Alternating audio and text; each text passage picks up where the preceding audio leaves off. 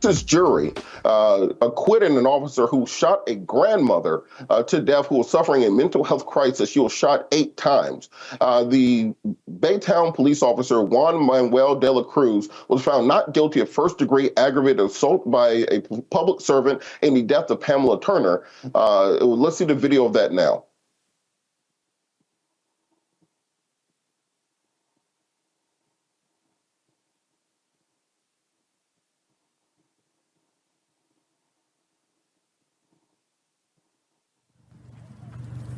Pop the.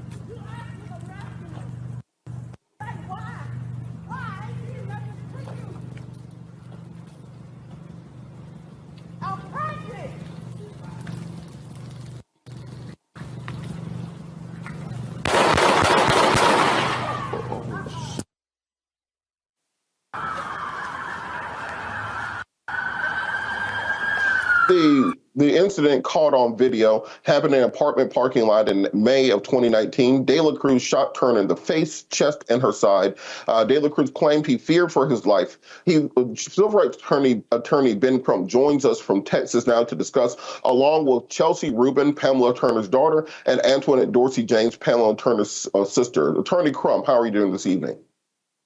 It's yours. Mine, probably. All right, we're gonna return to Ben Crump in just a second. I'm going to turn to our panel to discuss this until we can get Attorney Crump on. All right, we're going to talk to the sister and the daughter until we can get Attorney Crump on. Chelsea Rubin, Antoinette Dorsey James, how are you ladies doing this evening? We hanging in there. Not. Thank you both so much for joining us. Let's understand. Can you tell us a little bit about Ms. Turner? For the people who just read the headlines, tell us about her, the woman, the individual, because often we read these headlines, but we don't find out about the person themselves. My mom was a very generous person, very sweet. She was a great mother. I couldn't have asked for anyone better. She was a new grandmother and loved her grandkids more than life. She would give you the shirt off of her back if you needed it. She was a medical professional for 20 years and retired due to her mental illness. And she just was a wonderful, kind spirit. And it's very sad that this officer got to walk as a free man today. She didn't deserve to die. And Antoinette, can you talk a little bit about the mental health issues that she was suffering and why this officer wasn't trained to handle mental health crises? I'm not sure if he was trained or not how to handle it, but I know he didn't handle it correctly. As a police officer, a public servant, he should have had training to handle it. Since he had been dealing with her, he knowed her issues. He talked to Chelsea about her issues, her mental health issues. He claimed he wanted to help her. The whole police department knew of her issues because I have called, talked to them about the way they was handling because of her mental health. And Attorney Ben Crump has joined us. Attorney Crump, can you explain to us what the jury's rationale was and issuing an acquittal even in the lower charge of manslaughter in this case? What exactly was the reasoning behind this? Well, there was only one charge presented to the jury, no manslaughter charge. It was a aggravated conduct on behalf of a public servant. And so what Chelsea, Antoinette, and all of us witnessed in that courtroom was the judge denied evidence that we think was germane, that was crucial, being given to the jury. Like the fact that they never were able to be told that the officer who killed her had a familiarity with her. They knew one another. They had interactions with one another. He denied them for letting them communicate that to the jury. Also denied them from being told that she had mental health issues. In the civil case, that is the reason why we're going to be able to sue Baytown, hopefully for millions of dollars, because you can't treat mental ill people this way when you know they have mental issues. And lastly, he admitted on his video reenactment why he called Pamela Turner name in the system in the first place was because he knew that her and the apartment leasing manager had got into an argument before the day before. And so he was intentionally running her name, we believe, to see if there was some reason he had to have an interaction with her. As the prosecutor said, that they had a warrant division in Baytown Police that he could have simply notified, or he could have had the mental health team at the Baytown Police Department have the interaction with her, and Pam Turner would have lived. But the judge denied any of that information from going to the jury. And as Antoinette has said, that this judge did not treat Pam fairly, did not give her any dignity, and did not offer her humanity with any of his rulings. He was always pro-police, it seemed, in every ruling. And with that, because it sounds like there are processes in place to deal with mental health crises, did any evidence come out as to why those protocols were not followed? Well, it seems to be that this officer lived in that apartment complex for free. And so therefore, him and the apartment manager had a relationship with one another, and he admitted that the reason he ran her name through the system was because of this argument that the manager had with Pam. So when you really think about it, he's not just going through the apartment complex running people randomly. He intentionally picked Pam, ran her name, and intentionally had this interaction with somebody who he knew had mental health issues, and that when you have mental health issues, you don't always respond as a ordinary reasonable person will respond.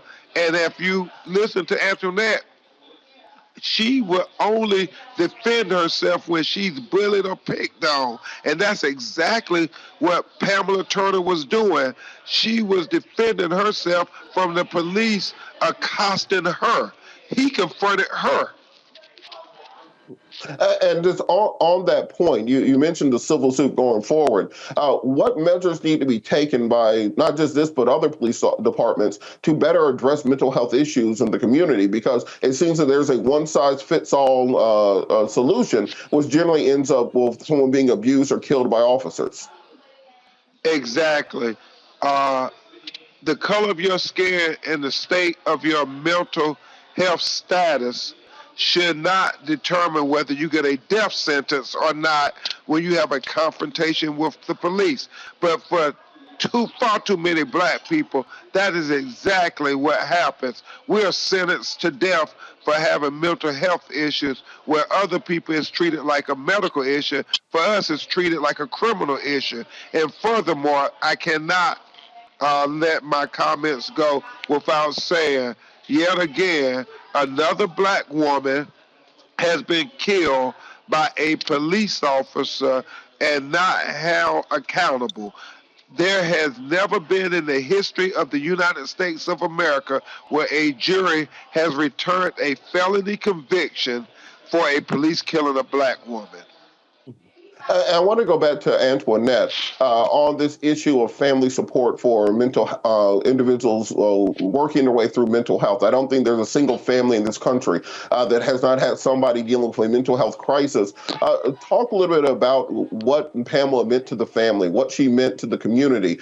We seem to define people by their challenges, but not by their successes. I want people to really understand who Pamela was.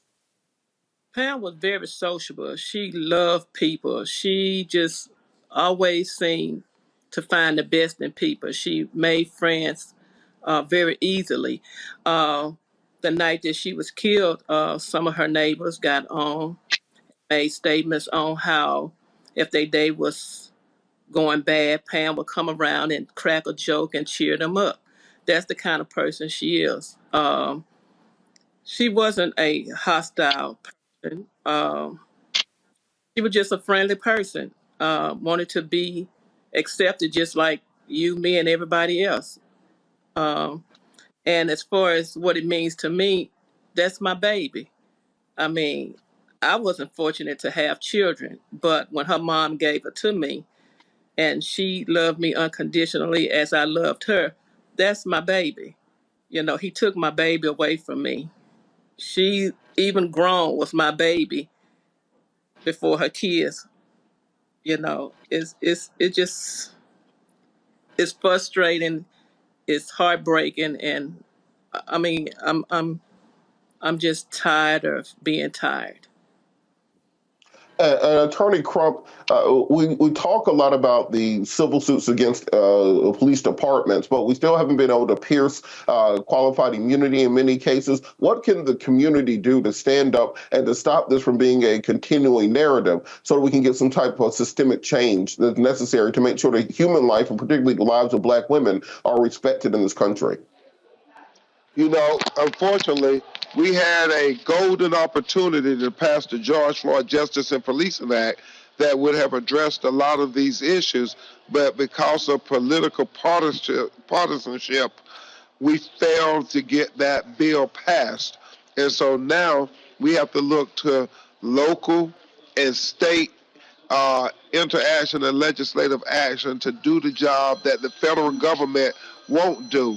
You know, we get the civil justice, we win all the time in getting our clients monetary recovery, but what we truly want to do is get full justice to make sure that this officer, this cop killer who shot her while she was on the ground and he was on his feet is held accountable so it could be a deterrent to stop other Black and brown people from being killed unjustly.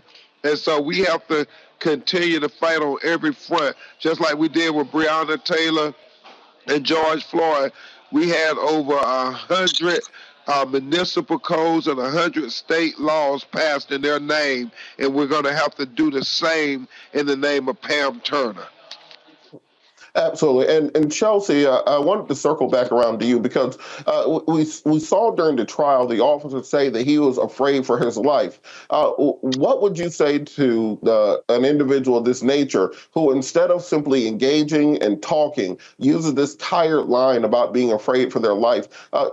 Tell us what you would say to those individuals who claim up and down that somehow someone going through a crisis is a danger to them. Don't be a police officer. Don't choose the profession that you chose. Don't say that you're going to protect and serve because you obviously cannot do it. You do not fit the part. It's not for you. So if you fear for your life, get out of the job.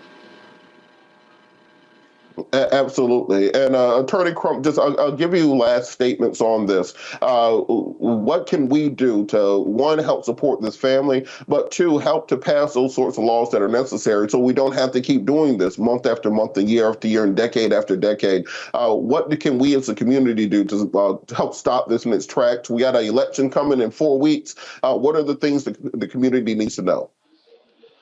Obviously, voting matters, but also what we can do is learn how important it is to serve on jury duty and to learn how important it is to vote our conscience and not give in because our white brothers and sisters want to come and make America great.